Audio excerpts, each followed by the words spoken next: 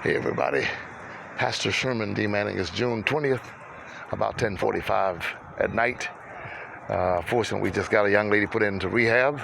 We're glad about that. And we want to check up on our police officers. June 20th, 2020, Pastor Sherman D.Manning, Yes We Can Worship Center. I would like for you to please go to yeswecanworshipcenter.org. Scroll down to the bottom of the page. Remember, checking on the police is my side gig. This is not my calling. I do this when I have time. And I've been saying well before George Floyd, well before thousands and tens of thousands and millions of people across the world started protesting, I've been saying that the police differently in the hood than they do in Beverly Hills. And as you can see, we got a lot of police officer cars coming up right now. And it's probably for one or two men. I don't know what they do or how they do it, but they're literally gangsters. And they gather up. Keep in mind, Mayor Eric Garcetti has a mandate. Every person should be wearing a mask when they're outside. So does the governor. And let's see if everybody has on masks. Let's see about that. Okay? So they've got a gentleman here. We got a sergeant, two other police officers, one, two, and they're still rolling. They're still rolling. So this is the way they do in the hood. Now, why you would need all these people for one man, I have no clue. So we're not going to obstruct. We're not going to obstruct. Hey, whatever you do, don't put the camera on me, man. No, I got it on them. I trust you. I don't trust them. I just want to make sure they don't shoot you. I want to make sure they don't shoot you. Okay, that's all.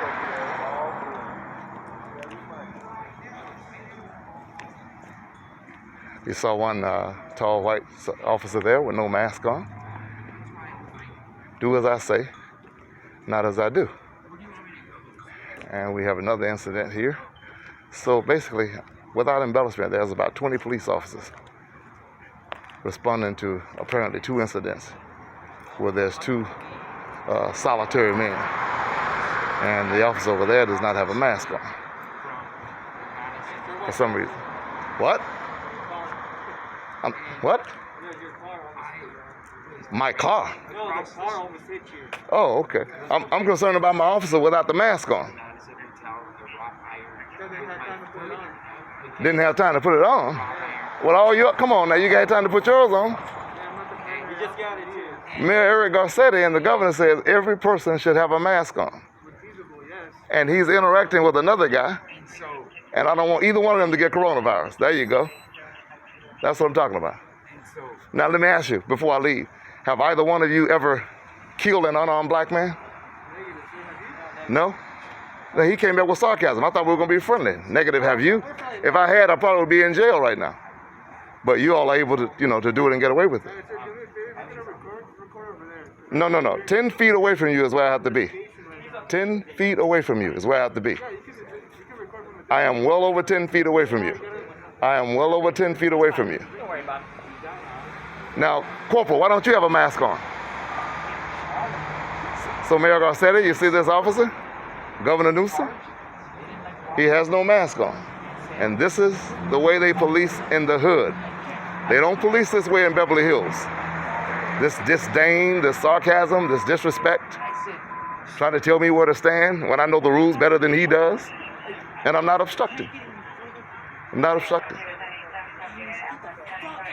White officer, can I get your name so I can leave?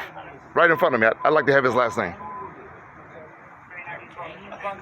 Your last name, sir? Yes, sir, you can. What's your last name, sir? If you like, sir, I have a supervisor right over there.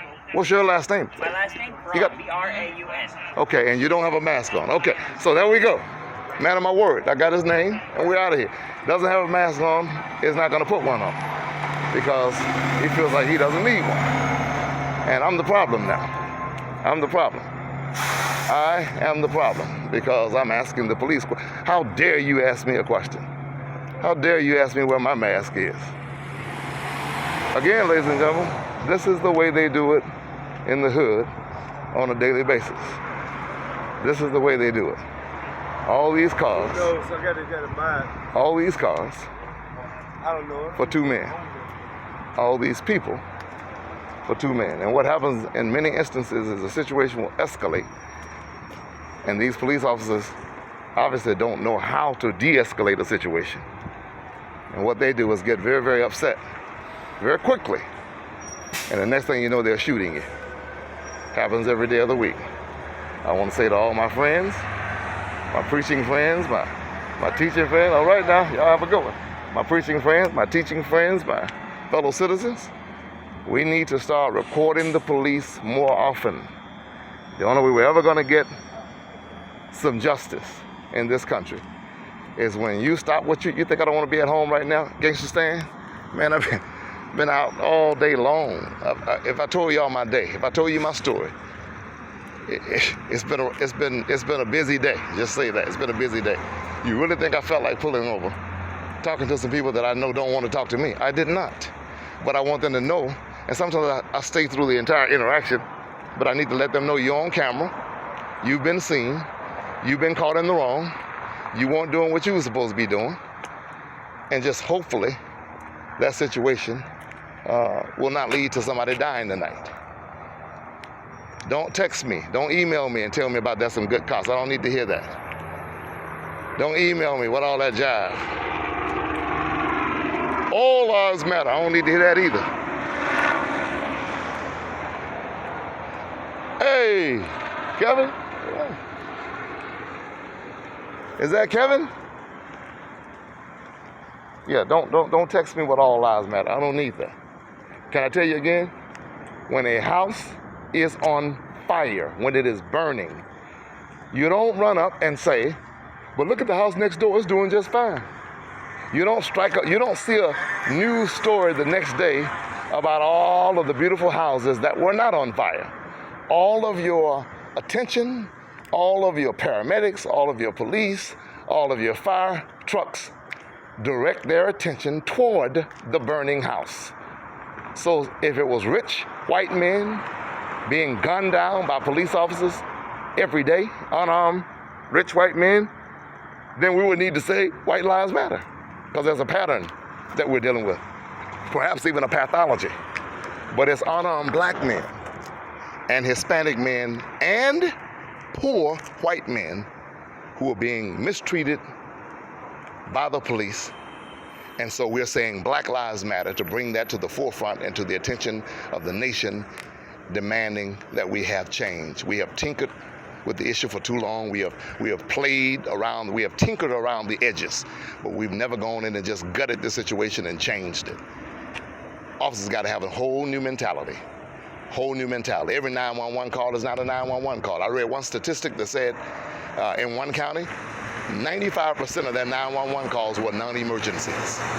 So perhaps if a man is sitting in the drive-thru at Wendy's in Atlanta and he falls asleep, maybe we shouldn't be calling 911. Maybe we should call a social worker who can come up and say, bro, come on, man, you're drunk. Come on, man, get up out of this. I'm gonna take your keys, you're gonna walk home, and you're gonna get out of here, and everybody gonna be all right. Maybe that's what we need, rather than having some gung-ho cop come up and decide, you're going to jail tonight. Because many chiefs of police have said that he could have let the man walk home, but he insisted on putting him in jail. And the guy has been traumatized by the prison system and the jail system. And I'm a living witness that when you've been traumatized by the system, a lot of times you're willing to do almost anything to keep from going to the system, going back. So the question is there any other way they could have handled that situation that night without putting him in jail? And the answer is yes. He had no weapons, ladies and gentlemen. He didn't have a pound of cocaine in the car. He didn't have child porn in the car. He didn't have a dead body in the trunk. He had nothing. He had too much to drink. He had too much to drink. And remember, 26 minutes of cordial conduct. Why would it have been so difficult for the officer to say, you know what? Walk home. Call your sister, call your girlfriend, call your auntie and them, ask them to come get you, walk home. And guess what? Wouldn't it have been even more powerful if the shooting officer had said, you know what, I'm gonna put you in an Uber tonight, man. How far you live from here? 5 minutes? Okay, that's $6. I'm gonna put you in an Uber, get you home, man, just to keep you from jail. We're gonna park your car right over here. I'm putting you in an Uber. I'm not gonna leave till you get in that Uber and let the man go. Some officers believe in kick butt and take names later. They're just gung-ho, and we have to change that.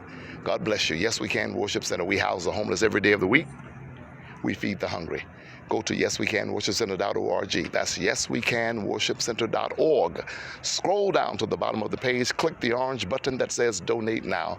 Donate something to help us do the work we're doing. $5, $50, $500, whatever you can do.